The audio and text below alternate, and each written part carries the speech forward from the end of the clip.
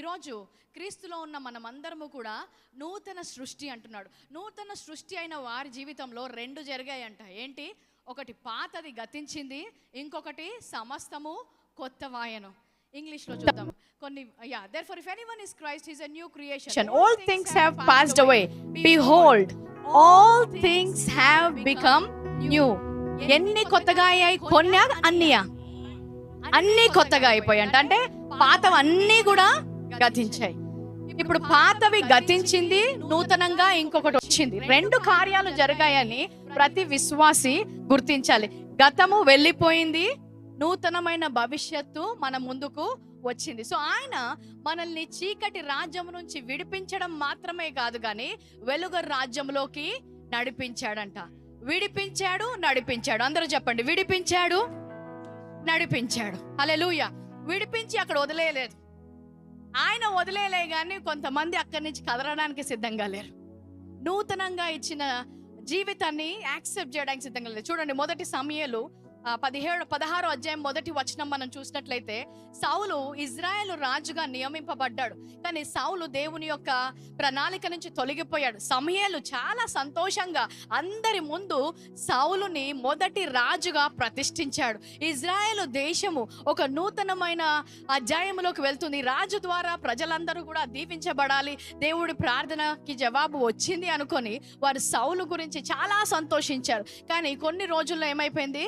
సౌలు పడిపోవడం మొదలుపెట్టాడు, దేవుని సన్నిధి నుంచి తొలగిపోవడం మొదలుపెట్టాడు. అప్పుడు 16వ అధ్యాయం మొదటి వచనం, అంతటా యెహోవా సమూయేలుతో ఇలాగు సెలవిచ్చాను, ఇజ్రాయేలు మీద రాజుగా ఉండకుండా నేను విసర్జించిన సౌలును గూర్చి నువ్వెంతకాలము దుఃఖింతువు? నీ కొమ్మును తైలముతో నింపుము. బెత్లెహేమీయుడైన యెష్షయి యొద్దకు నిన్ను పంపుచున్నాను, అతని కుమారుల్లో ఒకరిని నేను రాజుగా నియమించున్నావు. యేసు దేవుడే సమూయేలుతో మాట్లాడుతున్నాడంట. సౌలు కాలం అయిపోయింది, ఇంకా ఎన్ని రోజులు దానిలో నువ్వు దుఃఖిస్తూ ఉంటావు? ఆలోచించడం మాత్రమే కాదు, దుఃఖిస్తున్నాడంట. చాలా రోజులు బాధపడతా ఉన్నాడంట. చాలా మంది కూడా మన జీవితంలో కూడా పరీక్షించినట్లయితే దేవుడు ఒక తప్పు జరిగిందేమో, లేకపోతే ఒక ఫేజ్ ఆఫ్ లైఫ్లో ఏదైనా జరిగిందేమో, అది ముగించేశాడు. పాతవి గతించాయి. ఇంకా నువ్వు ముందర నూతనంగా నువ్వేమంటున్నాడు? నీ దగ్గర ఇంకా తైలం ఉంది. నీ ముందర ఇంకా యెష్షయి ఇంటికి వెళ్తే ఒక నూతనమైన రాజు ఉన్నాడు, ఇంకెంతకాలం అక్కడే ఉంటావు అంటున్నాడు. అయితే ఈయన పాతవి గతించినాయి అన్న దాంట్లోంచి బయటికి రాలేకపోతున్నాడు. ఇంకా సౌలు గురించే ఆలోచిస్తున్నాడు. ఈరోజు నాకు తెలిసి పరిశుద్ధాత్మ దేవుడు కూడా మళ్ళీ మనతో మాట్లాడుతున్నాడు. పాతవి గతించాయని నువ్వు నమ్ముతే, నూతనంగా దేవుడు నీ ముందు ఏదైనా ఉంచాడని నమ్మితే నువ్వు బాధపడవు. కొంతమంది కొన్ని రాత్రులు, కొన్ని వారాలు, కొన్ని నెలలు, కొంతమంది కొన్ని సంవత్సరాలుగా సౌలు గురించి దుఃఖిస్తున్నారంట. గతము గతించిపోయింది అని దేవుడే చెప్తున్నాడు. దుఃఖించుకుంటూ ఉన్నప్పుడు ఏమవుతుందంటే, నువ్వు అభిషేకించబడ్డ వ్యక్తివే, దేవుని చేత కొన్నబడ్డ వ్యక్తివే. సమూయేలు దగ్గర ఏముంది?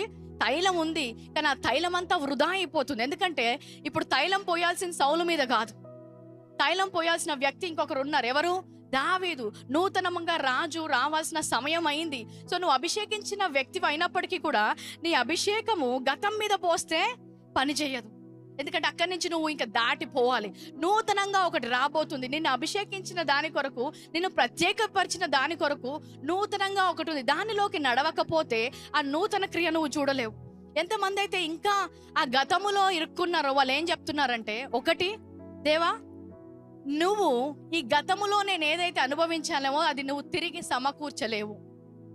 ఇలాంటి సమయం నాకు ఇంకా రాలేదు. కొంతమంది అంటారు, ఆ రోజుల్లో అయితే మేము, but I tell you, for a believer the best days are always ahead. Amen. మంచి రోజులు ఎప్పుడు కూడా ముందరే మనకుంటాయి. గతములో కాదు నువ్వు చూసిన మంచి రోజులు. హల్లెలూయా. ఎందుకంటే మన దేవుడు ఎప్పుడు కూడా నూతనంగా మనకు చేస్తూ సమస్తము సమకూర్చి మేలు కొరకు చేసే దేవుడు అంట. హల్లెలూయా.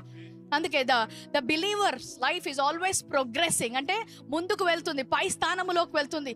5 సంవత్సరాల కంటే ఇప్పుడు ఇంకా మంచి స్థితిలో ఉంచుతాడు, ఇంకా ముందున్న రోజుల్లో ఇంకా మంచి స్థితిలో ఉంచుతాడు. అది దేవుని యొక్క వాగ్దానము.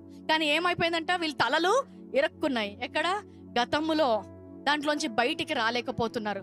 అప్పుడు ఏదో నేను బాధపడుతున్నాను అనుకోవడం మాత్రమే కాదు, ఆ సమయంలో నువ్వు ఏం చేస్తున్నావు తెలుసా? అప్పుడు ఏం చేస్తున్నారు తెలుసా? దేవుణ్ణి అనుమానిస్తున్నారు. ఈ గతములోంచి నేను ముందుకు వెళ్తే మంచి భవిష్యత్తు నాకు లేదేమో అని అనుమానిస్తున్నారంట.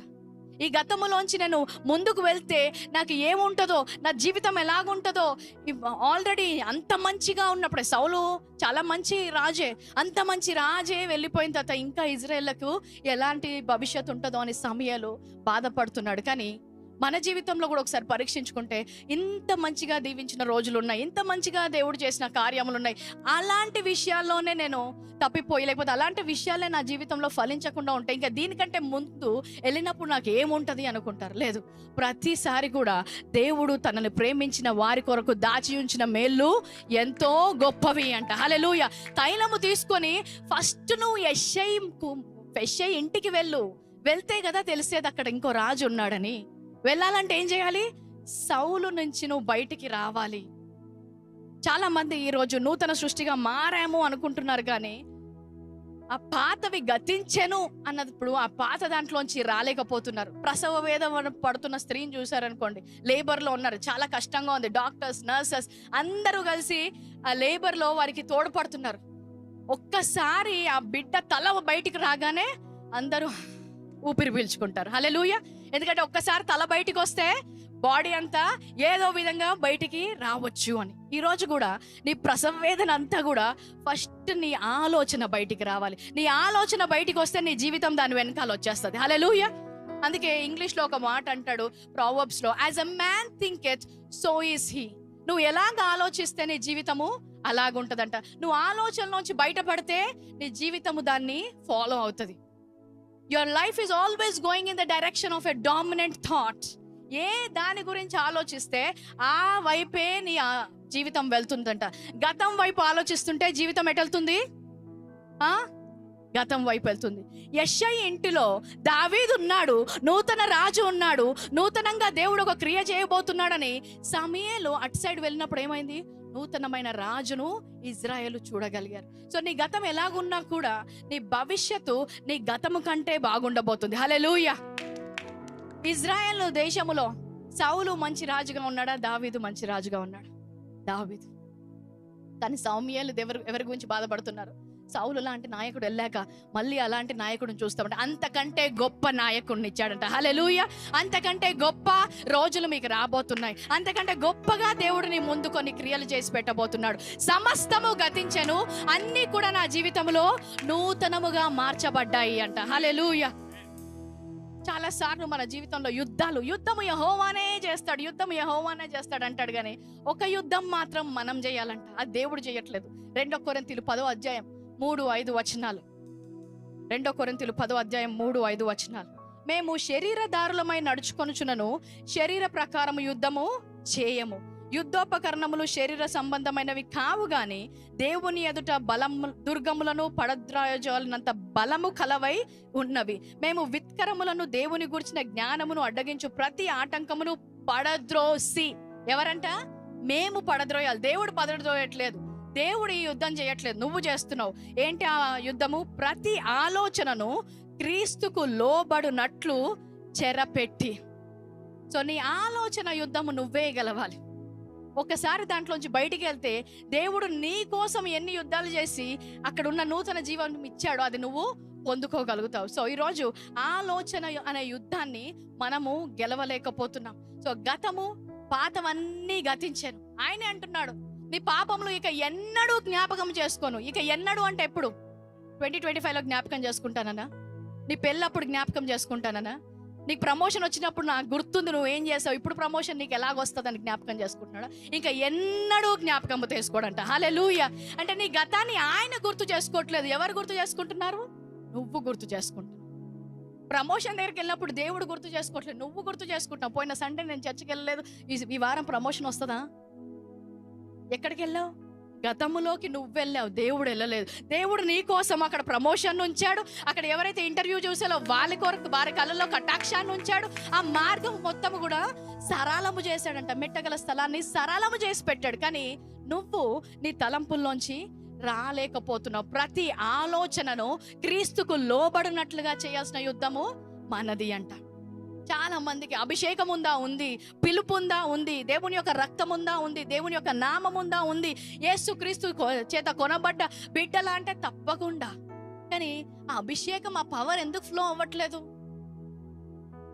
ఈరోజు సండే మార్నింగ్, ఆదివారం ఉదయం అంటే ఇంట్లో ఒక వాతావరణం ఒకలాగా ఉంటుంది. 3 పిల్లల్ని తయారు చేయాలి, అన్ని రెడీ చేయాలి. సో మార్నింగ్ ఒక ఏమంటారు దీన్ని, ఎక్స్టెన్షన్ బాక్స్ అంటాం. ఒకే దానికి అన్ని పెట్టుకోవచ్చు కదా. సో ఒక సైడ్ ఏమో ఐరన్ బాక్స్ పెట్టాం ఇస్త్రీలు చేయడానికి, ఒక సైడ్ ఏమో హెయిర్ డ్రైయర్ పెట్టాం జుట్టు ఆరబెట్టడానికి పిల్లలకి, ఇంకో సైడ్ ఏమో ఫోన్ ఛార్జింగ్ పెట్టాం.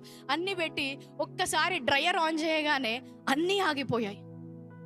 ఏంటి అంతా ఆగిపోయింది అంటే, కింద కరెంట్ పనిచేస్తుంది, పైన రావట్లేదు. పైన రావట్లేదు ఏంటి అంటే, పైన ఎవరో లోడ్ ఎక్కువ వేశారు, అదే పవర్ కింద పనిచేస్తుంది. పైన ఎందుకు పనిచేయట్లంట? పైన లోడ్ ఎక్కువ వేశారు. ఒక వ్యక్తి ఆలోచనకి ఇంత మాత్రమే ఉండాలి, కానీ చాలా మంది ఓవర్లోడ్ వేసి ఆ అభిషేకం పనిచేయకుండా ఏమవుతుంది, ఆ పవర్ ట్రిప్ అయిపోతుంది. ఇప్పుడు మళ్ళీ పవర్ రావాలంటే ఏం చేయాలి? కొన్ని తీసేయాలి, అన్లోడ్ చేయాలి, ఏదో ఒకటి తీసేయాలి. ముఖ్యంగా ఏం అవసరం ఉందో అది పెట్టుకొని మిగతా పక్కన తీసి మళ్ళీ ఆన్ చేసినప్పుడు అదే పవర్ కానీ ఈసారి పనిచేస్తుంది. హల్లెలూయా. అదే అభిషేకం నీ మీద ఉంది, వారికి ఎందుకు పనిచేస్తుంది, నా దగ్గర రాగానే ఎందుకు ఆగిపోతుందంటే, టూ మచ్ లోడ్ ఎక్కువైంది, ట్రిప్ అయిపోతుంది, పవరు చూడలేకపోతున్నాం. సో ఏం చేయాలి? ఈరోజు కొంచెం లోడ్ తగ్గిస్తే దేవుని యొక్క అభిషేకం ఎలా పనిచేయబోతుందో నువ్వు చూడబోతున్నావు. హల్లెలూయా. అందుకే ఏమంటాడు, నా కాడి చాలా సులువు, మీరు మోసే గాడి చాలా బరువు, కానీ నా కాడిని నీ కాడితో చూస్తే ఎక్స్చేంజ్ చేస్తే ఏమవుతుందంట, సులువుగా. ఎలేనగా నా కాడి సులువుగాను నా భారము తేలికగా ఉంది. టూ మచ్ భారం ఉంది ఇక్కడ, టూ మచ్ లోడ్. ఎంత వాక్యము చెప్పినా, ఎంత అభిషేకం చేసినా, ఒక డ్రమ్ ఆయిల్ పోసినా కూడా ఏమవుతుంది, ట్రిప్ అయిపోతుంది. సో ఈరోజు అన్లోడ్ చేయాల్సిన బాధ్యత ఎవరిది? నీది. పాతవి గతించను. ఆ గతములో ఏం జరిగిందో దాని గురించి ఆలోచిస్తూ నీపై ఉన్న అభిషేకాన్ని వృధా చేసుకోక. గతములో ఏదో జరిగింది దాని గురించి ఆలోచిస్తూ నీ భవిష్యత్తుని నువ్వు పాడు చేసుకోవద్దు. సో ఆయన మరలా వాక్యము చదువుకుంటూ బలలో తీసుకున్నప్పుడల్లా ఆయన చెప్తున్నాడు, ఇదిగో నువ్వు నూతన సృష్టివి, పాతవి గతించను, సమస్తము క్రొత్తవాయను. హల్లెలూయా. నమ్మిన వారు గట్టిగా ఆమేన్ చెప్దాం.